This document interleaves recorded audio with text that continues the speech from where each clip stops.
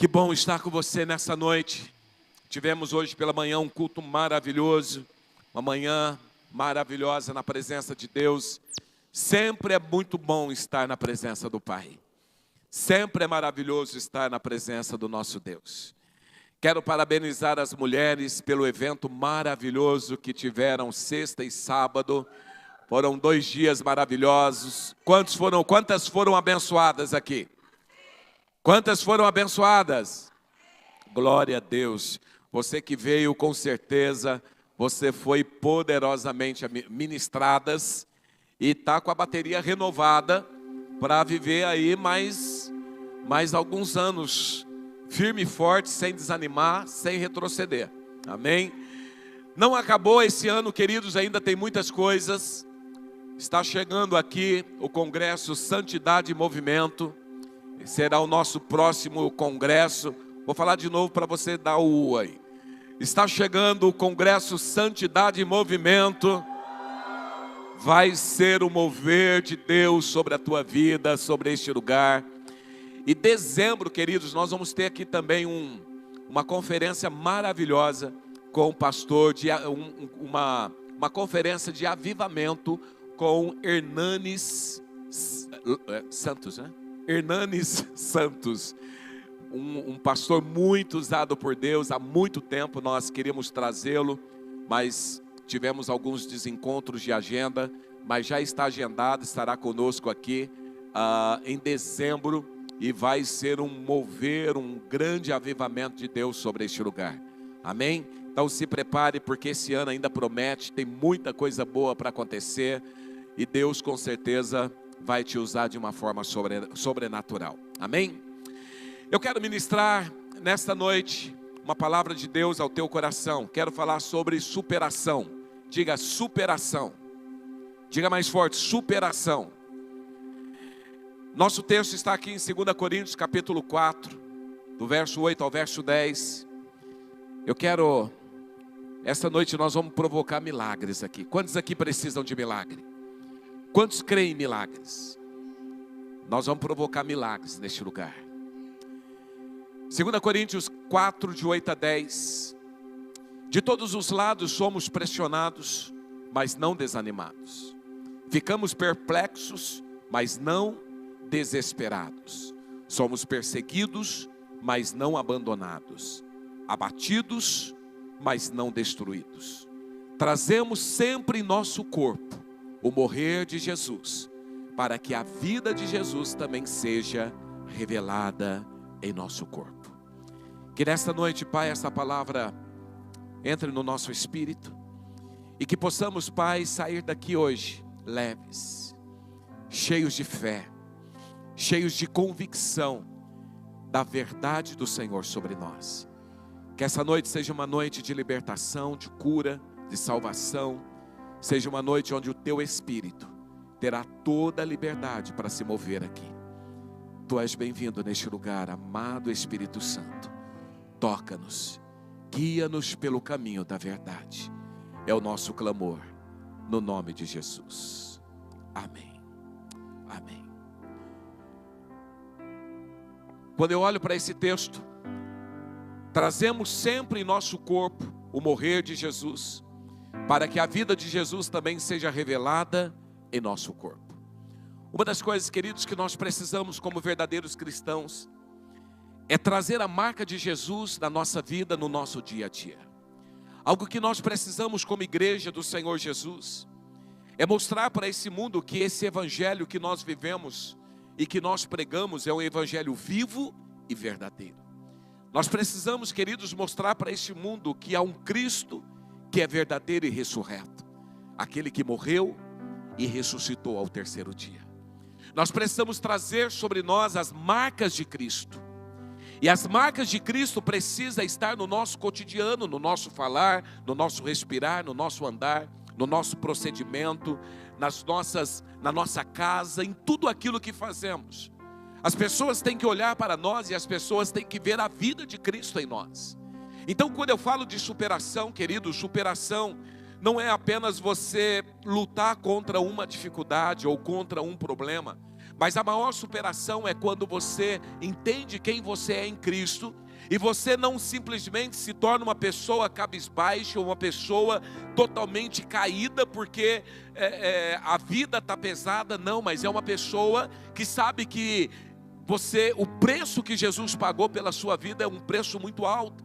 E por isso, por mais que você passe por lutas, por mais que você passe por dificuldades, por mais que você passe por afrontas, você não desanima, você não desiste, mas você supera, porque você tem um Cristo em você. Há um Deus morando dentro de você, e por essa razão você sabe quem você é em Cristo. Diga: eu sei quem eu sou. Diga bem forte: eu sei quem eu sou. Saber quem somos, queridos, é fundamental e determina o nível de vida que nós levamos. Saber quem somos em Cristo nos leva a viver uma vida de vitória. Muitas pessoas estão padecendo porque elas não sabem quem elas são em Cristo. Então nós precisamos entender. E Paulo aqui nesta carta, ele fala que muitas vezes nós somos abandonados, somos abatidos, nós somos pressionados, o diabo tenta nos desanimar, ele nos deixa perplexos, somos perseguidos, mas ele diz que nós nunca seremos abandonados. Diga: nunca serei abandonado. Diga mais forte: nunca serei abandonado. Você nunca será destruído, você nunca será abatido, porque existe uma promessa de Deus na sua vida. Passamos por dificuldades, sim. Passamos por afrontas, sim. Passamos pelo dia mau, sim. Vivemos momentos que não são favoráveis, sim. Mas isso, queridos, não determina quem somos, ou isso não determina o nosso final. Isso determina uma trajetória, um momento, uma fase, mas não decide as nossas vidas. Não decide quem de fato nós seremos. Talvez, queridos, você está vivendo hoje um dia difícil.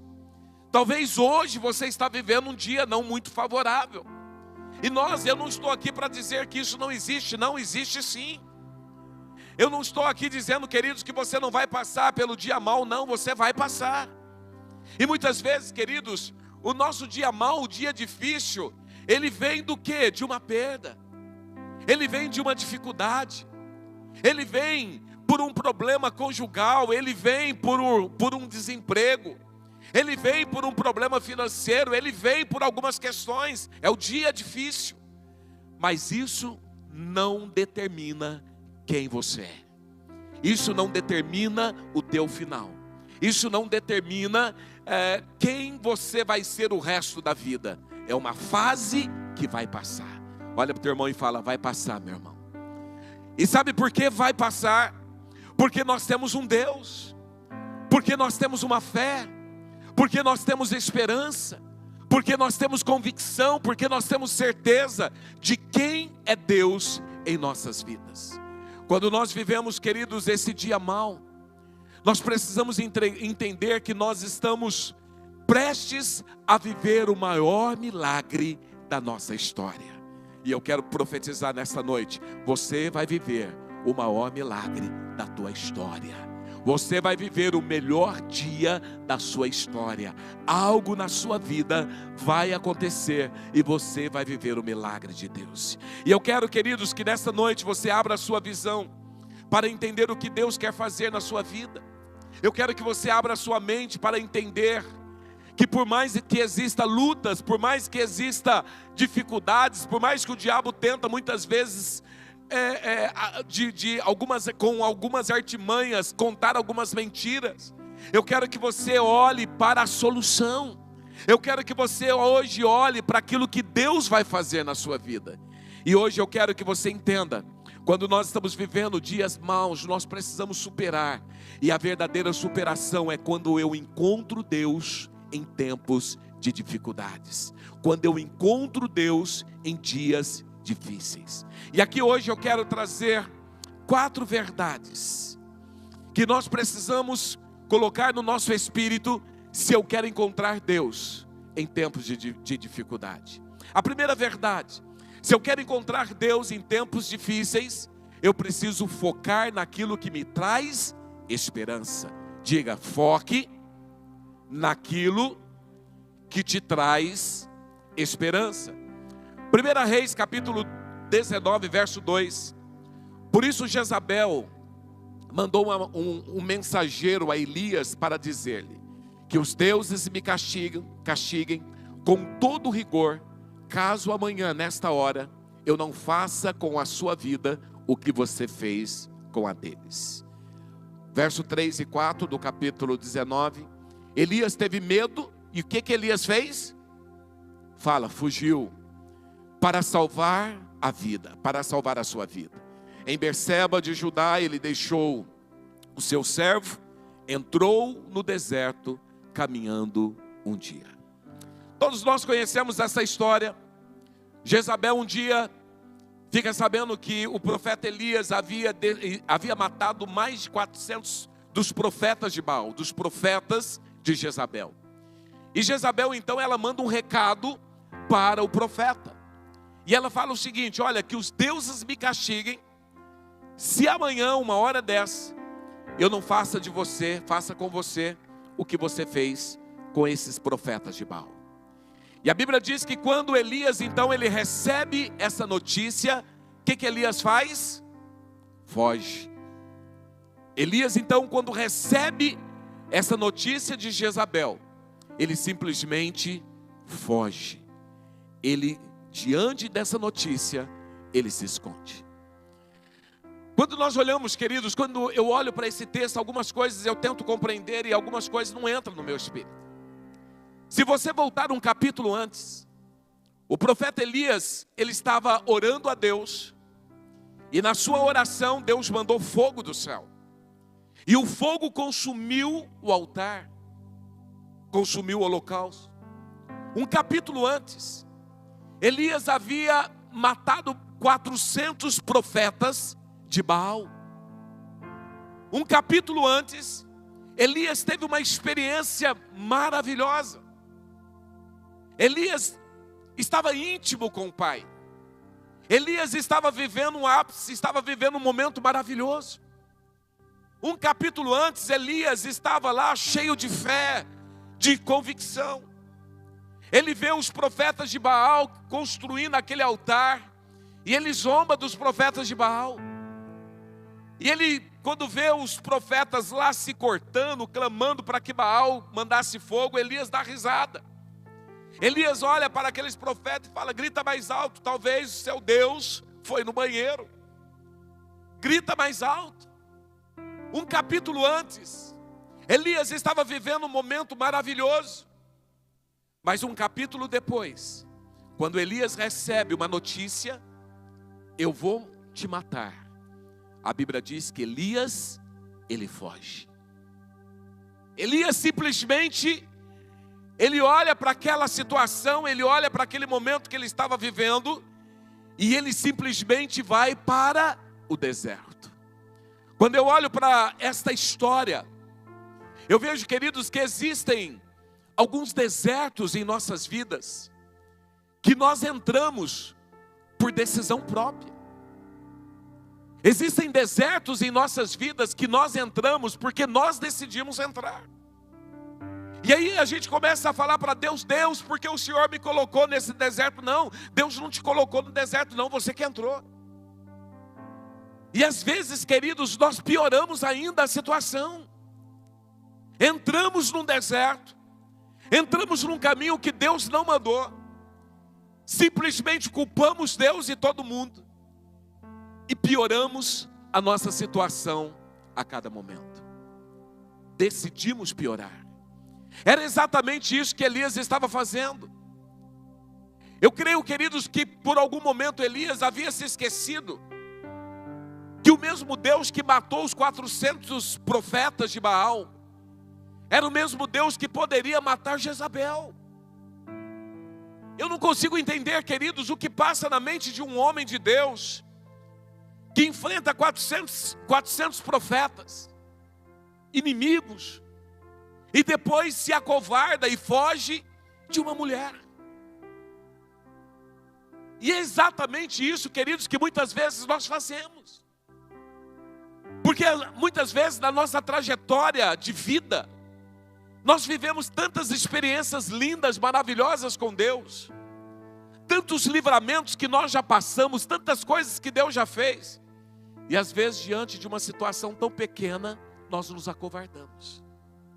Decidimos entrar numa caverna, decidimos fugir para o deserto. Nós criamos os nossos próprios desertos. E nessa noite, queridos, Deus quer que você saia desse deserto. Nessa noite, Deus quer que você olhe para a sua própria vida e saiba que Ele não te colocou neste lugar. Você entrou por iniciativa própria. Você se meteu nessa situação porque você quis. Não foi Deus que fez, mas foi você que entrou. E você precisa hoje sair deste lugar. Entenda algo. Dias difíceis não podem tirar a tua capacidade de trazer à memória aquilo que te traz esperança. Dias difíceis não podem fazer você esquecer, queridos, da promessa de Deus na sua vida.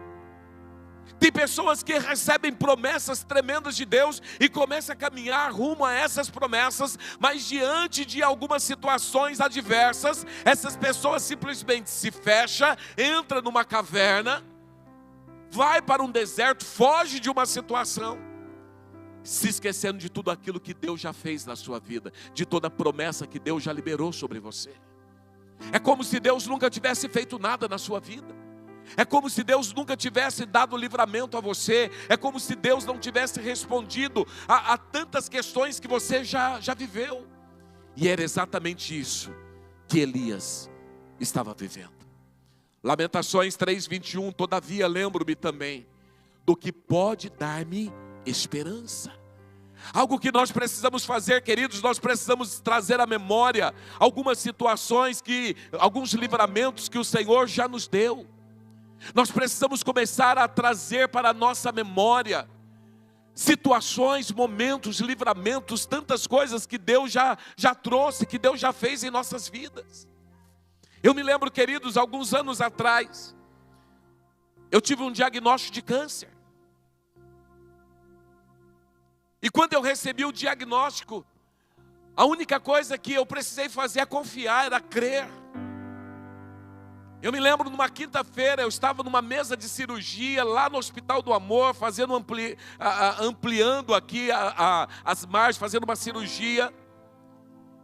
E quando eu saio de lá numa quinta-feira, quando foi sábado, eu estava aqui no altar pregando na consagração do pastor Valdivino. Sentado numa cadeirinha, andando com uma bengalinha.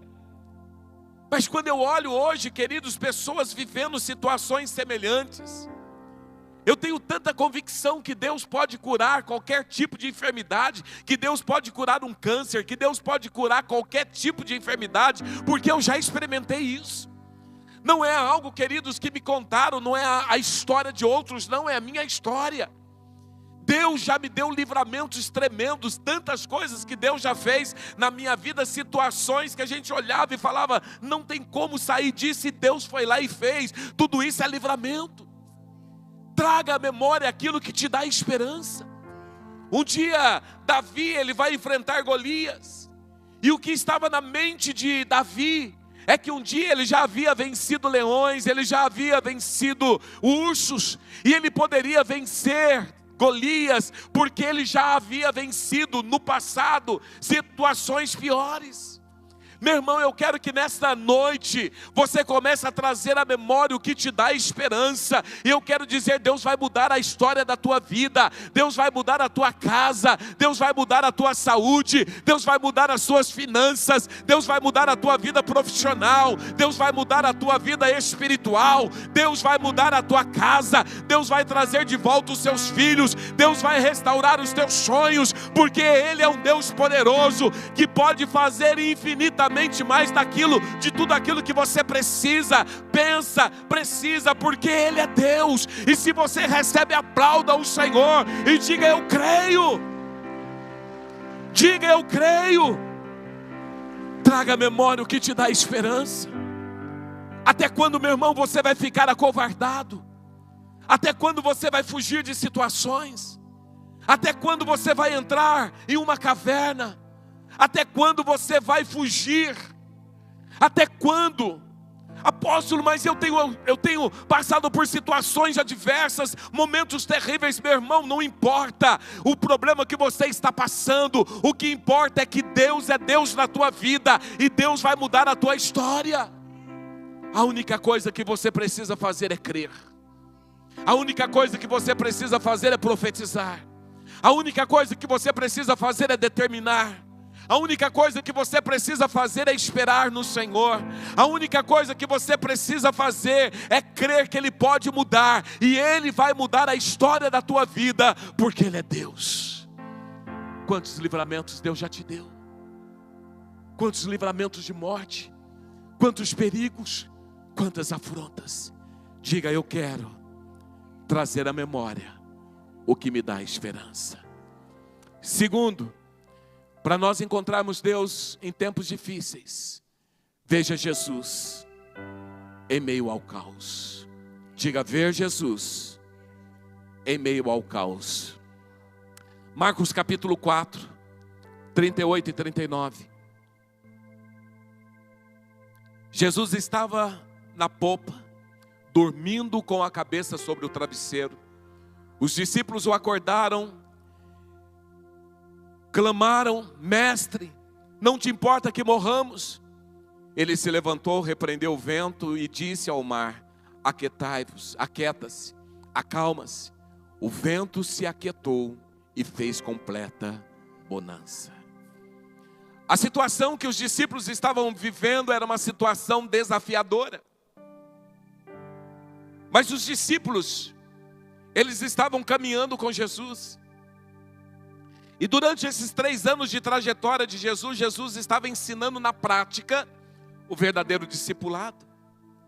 Jesus estava mostrando para eles quem Ele era. E o que eles precisavam crer, como eles precisavam crer. E agora nesse momento eles estavam num barco.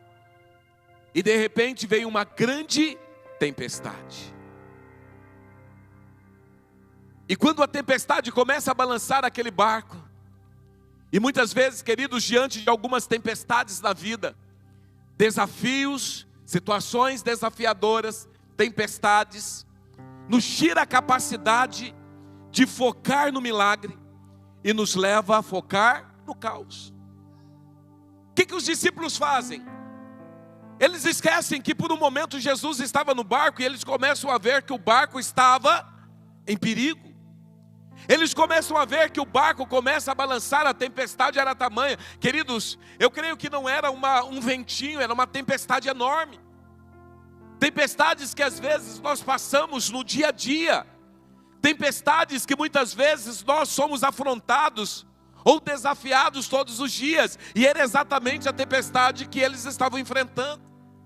E a Bíblia diz que quando a tempestade começa a ficar feia, os discípulos ficam apavorados e eles gritam Jesus.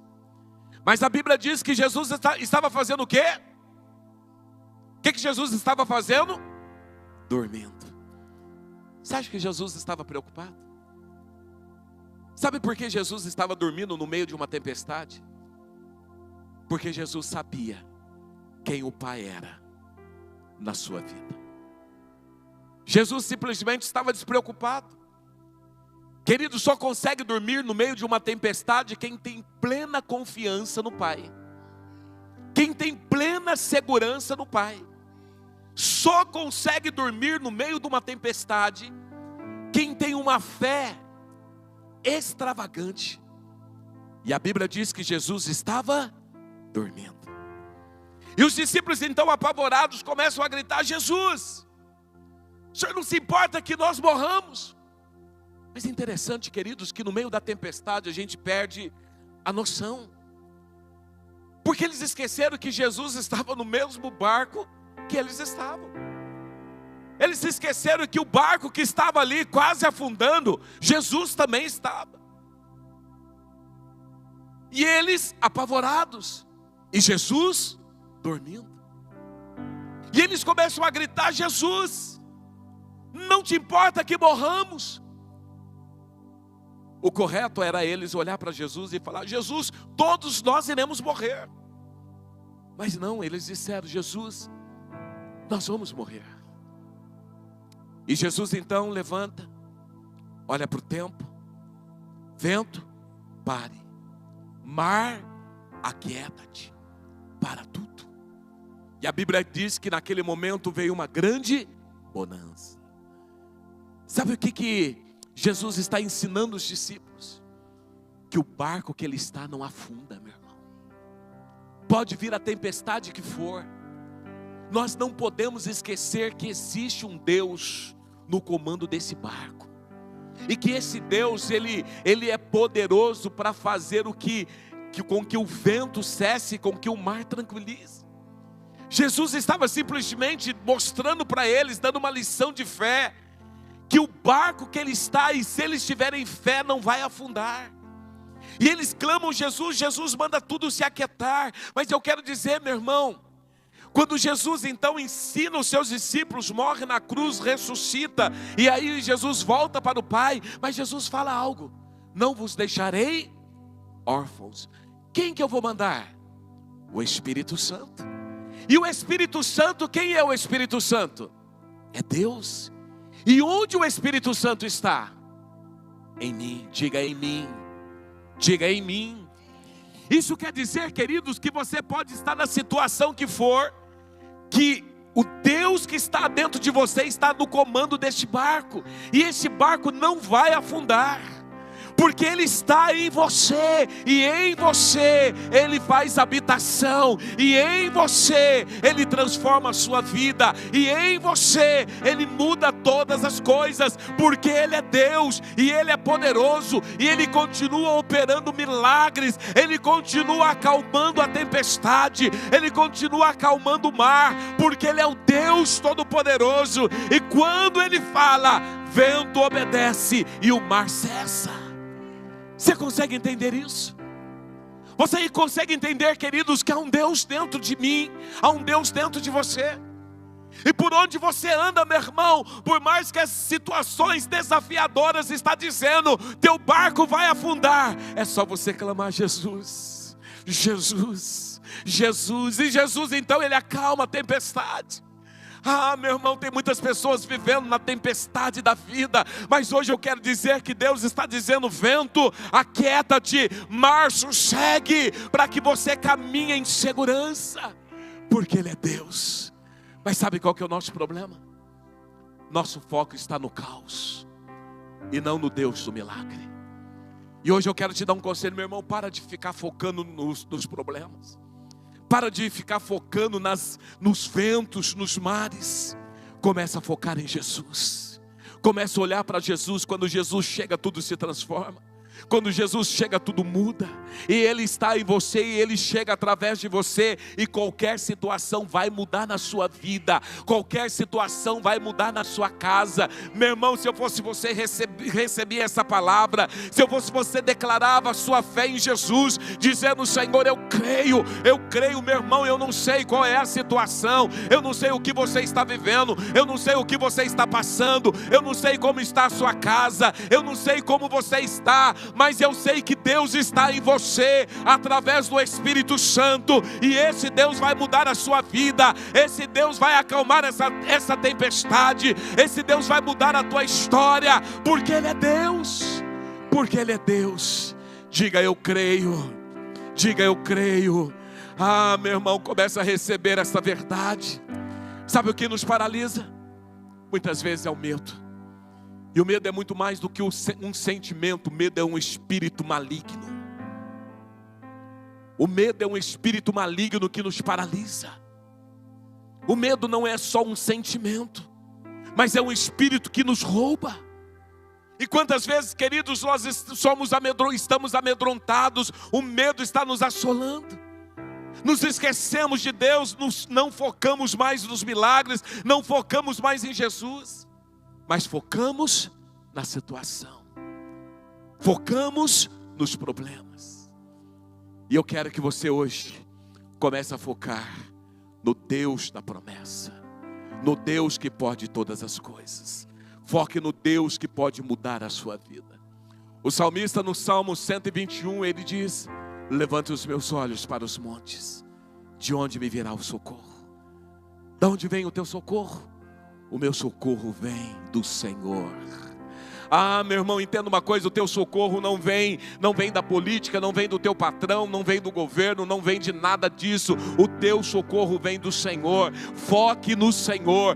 Coloque os seus olhos nos montes, coloque os seus olhos no Senhor. É Ele que tem a resposta para aquilo que você precisa. É Ele que tem a solução para mudar a sua vida. Meu irmão, eu não tenho, pessoas não têm, teu patrão não tem, a política não tem, mas Ele tem. Aquilo que o homem não pode fazer, Deus pode fazer. Há pouco tempo nós pregamos sobre o favor de Deus, e o favor de Deus é um recurso do céu sobre nós, que é liberado, que é ativado em nós, em momentos que muitas vezes nós nem esperamos. Diga: eu espero nele. Diga: eu confio nele. Terceiro, para encontrar Deus em tempos difíceis, decida viver os processos de Deus. Marcos capítulo 5, verso 22, 25. Então chegou ali um dos dirigentes da sinagoga, chamado Jairo.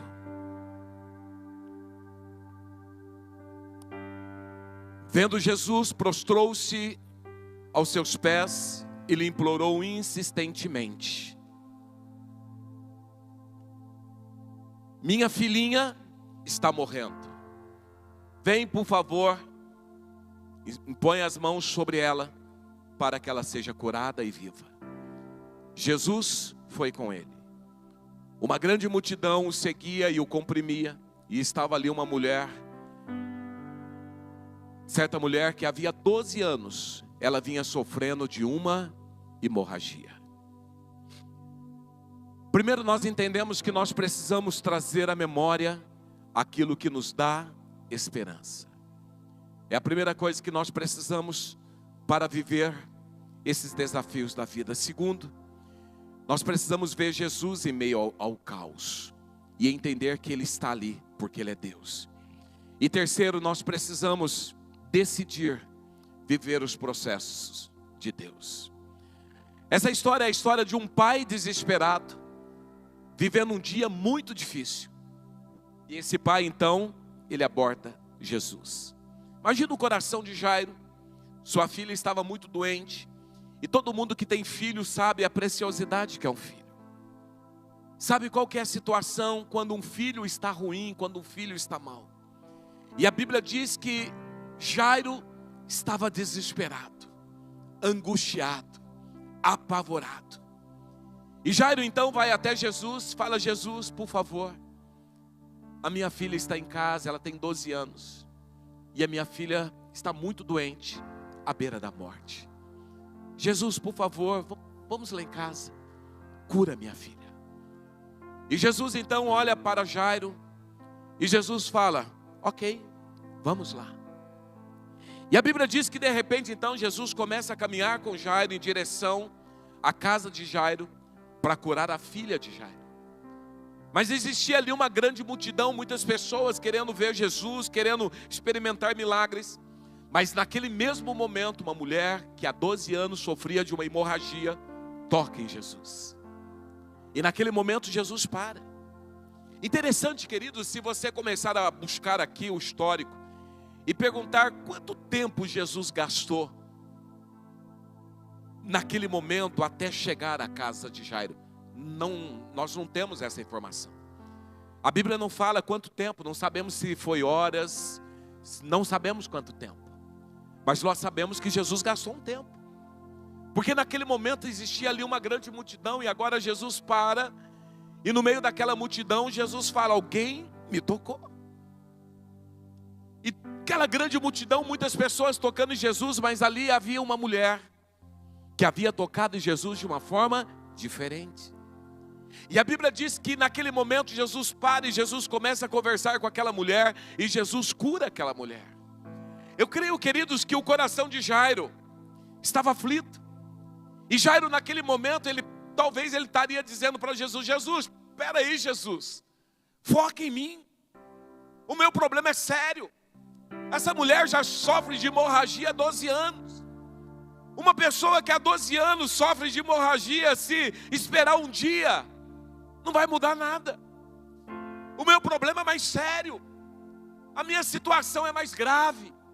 O que eu estou vivendo é uma situação muito pior. Talvez passou isso pela mente de Jairo. E Jesus então parado ali, Jesus opera o milagre na vida daquela mulher. E é interessante, queridos, que a Bíblia diz que aquela menina que estava doente tinha quantos anos? 12 anos. E aquela mulher que estava sofrendo de hemorragia, há quantos anos que ela sofria? 12 anos. Jesus, ele trabalha de formas que nós não compreendemos, mas Jesus, ele traz algumas situações para que possamos viver alguns processos na nossa vida. E a Bíblia diz que naquele momento então, chega uma notícia: Jairo, não incomode mais Jesus, porque a tua filha que estava doente, a tua filha morreu. Acabou. Eu creio que algum momento, o coração de Jairo foi fortalecido pelo processo, porque quando nós vemos o milagre, Jesus operando milagres na vida daquela mulher, a primeira coisa que talvez veio no coração de Jairo foi angústia pela demora, mas também veio uma convicção: olha, se Jesus está curando essa mulher, Jesus também vai curar a minha filha.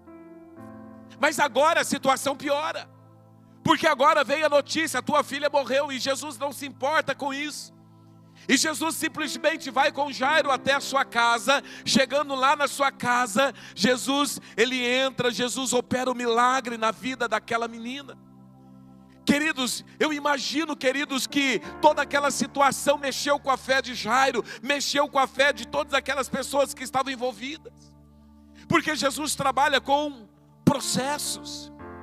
O Salmo 37:7 diz: descanse no Senhor e aguarde por Ele com paciência. Cutuca teu irmão e fala: paciência, meu irmão. Meu irmão, paciência. A paciência, queridos, é a capacidade de esperar o tempo de Deus. A paciência é uma habilidade que Deus nos dá para entender que Deus trabalha no tempo, e no tempo Ele faz aquilo que é certo. E o salmista está dizendo: descansa no Senhor e aguarde por Ele com paciência. Talvez você esteja dizendo: apóstolo, mas o meu problema é muito sério. Descanse e aguarde com paciência. Talvez a tua situação é grave, talvez assim como o coração de Jairo estava aflito, teu coração está aflito, e a palavra de Deus para você hoje é: descanse e aguarde com paciência. Talvez você esteja apavorado, desesperado, e Deus está trabalhando nos processos. É quando você vê, parece que Deus cura a enfermidade do irmão, mas não cura a minha casa. Resolve a questão financeira do outro, mas eu continuo vivendo a mesma crise. Descanse e aguarde com paciência, e continue fazendo o que Deus te chamou para fazer. Quando você olha Marcos 5, 41, 42, tomou-a pela mão e lhe disse: Talita cumi, que significa: menina, eu lhe ordeno, levanta-se. Imediatamente a menina, que tinha 12 anos de idade, levantou-se e começou a andar, e isso os deixou atônitos. Ah, meu irmão, eu quero dizer, Deus vai te deixar atônito, meu irmão, porque coisas tremendas, poderosas, maravilhosas vão acontecer na sua vida. Quando Jesus então, ele vai lá, restitui aquela menina. Quando Jesus devolve essa menina ao seu pai, olha que coisa linda, Deus quer fazer isso na nossa história, mas nós precisamos aprender a descansar e aguardar com paciência, aguardar o processo, aguardar o tempo, aguardar a maneira de Deus fazer. Queridos, quando nós olhamos para a vida de Jesus, não tem como nós continuarmos sem fé, porque nós vemos um Jesus que fala com o vento, que fala com o mar, que fala com a morte, que ressuscita uma menina que estava morta. Jesus operando coisas tão tremendas. Você acha que Ele não vai fazer isso na sua vida?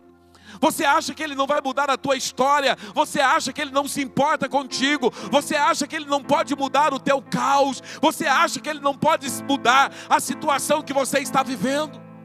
A única coisa que você precisa fazer é crer. A única coisa que você precisa fazer é se achegar a Ele. A única coisa que você precisa fazer é depender dEle. A única coisa que você precisa fazer é esperar por Ele. A única coisa que você precisa fazer é crer.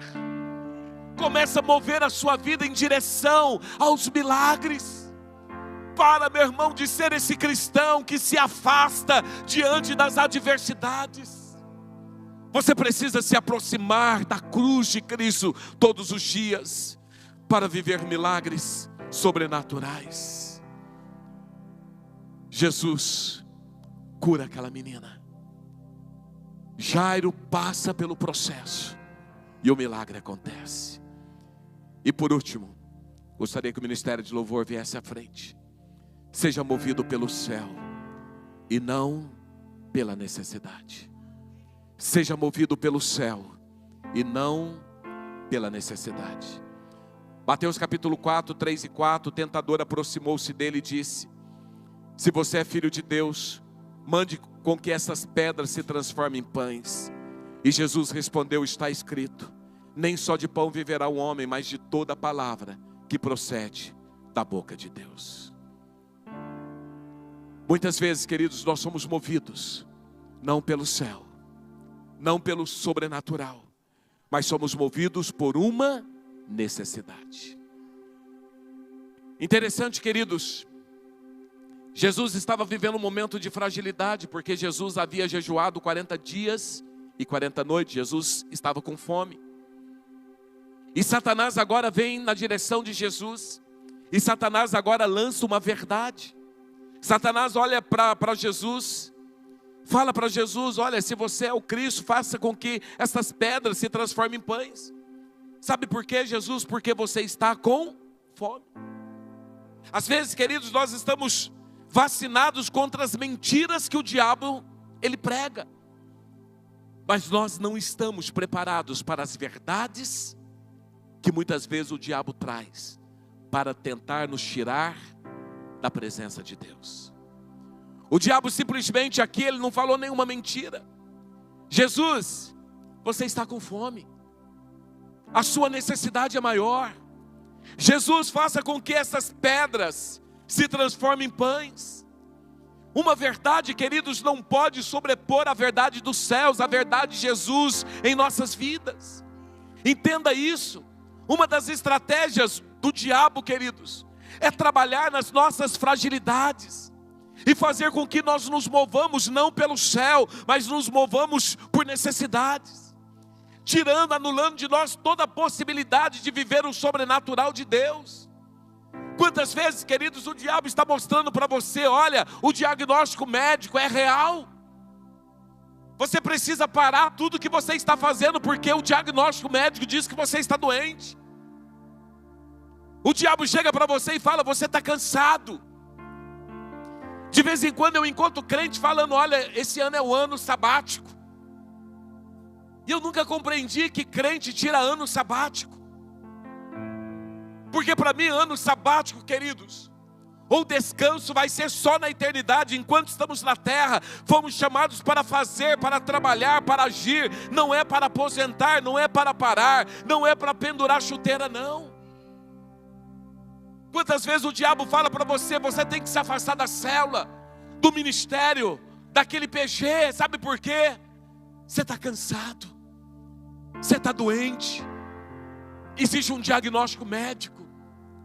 Você precisa se afastar porque a crise financeira está assolando, e agora é o momento de você cuidar da sua vida. Nós somos movidos muitas vezes pelas necessidades e não pelo céu. E Deus quer levantar uma igreja, queridos, que se move pelo céu, uma igreja que se move pelo sobrenatural, não uma igreja que se move pelas necessidades. Deus quer levantar cristãos fortes, indesistíveis, cristãos com o caráter de Cristo, que estão dispostos a mudar o cenário da nossa nação, homens e mulheres valentes, que não se acovardam mediante as propostas do mundo, homens e mulheres raçudos. Entenda isso, precisamos ser mais raçudos. Às vezes estamos muito cheios de mimimi, e precisamos ser cristãos autênticos, verdadeiros, que professa a fé em Cristo, que batalha, que luta, que enfrenta o inimigo, que luta com o urso, que luta com leões, que luta com gigantes e não retrocede. Precisamos ser movidos pelo céu. Quando nós olhamos aqui, queridos, Satanás então, pela sua artimanha, ele fala para Jesus: Jesus, a sua necessidade agora é comida, é pão. Transforme essas pedras em pães. Se mova pela sua necessidade, para de se mover pelo sobrenatural, para de se mover pelo céu, se mova pela sua necessidade. Esta é uma necessidade real agora. Mas Jesus olha para o diabo e diz: nem só de pão viverá o homem, mas de toda palavra que sai da boca do Pai. O homem não vive por necessidade, o homem vive pelo céu. O homem é movido pelo sobrenatural. E Deus quer levantar uma igreja forte hoje, que mediante as suas afrontas, Ele vai para cima. Mediante as batalhas espirituais, mediante as lutas que Ele passa, Ele vai para cima. Ele não desiste, Ele não acovarda. Homens e mulheres de coragem, que vão batalhar, que vão lutar, que não vão pendurar a chuteira, mas vão estar até o fim. E no final de tudo vai falar como Paulo: combati o bom combate, encerrei a carreira e guardei a fé. Porque eu sei em quem tenho crido e eu sei que Ele é poderoso. Deus quer levantar você hoje, meu irmão, como verdadeiro guerreiro. Talvez você possa dizer: apóstolo, mas eu estou enfrentando dia mau, dias difíceis. Meu irmão, não importa. O que importa é o que Deus vai fazer na sua vida a partir de agora. Não importa o que você está vivendo, o que importa é que existe uma promessa de Deus sobre a tua vida, e essa promessa não será frustrada. Somente você pode desistir dessa promessa, e a promessa nós desistimos quando nós decidimos fugir e entrar em uma caverna. Mas hoje o Senhor está dizendo: sai da caverna, sai do deserto e venha lutar essa batalha. Eu quero que você fique de pé agora. Eu não sei, meu irmão, como está a sua vida, mas eu sei que hoje Deus está mudando a tua história. Eu não sei, meu irmão, o que está acontecendo na sua vida, mas hoje o Senhor quer que você supere.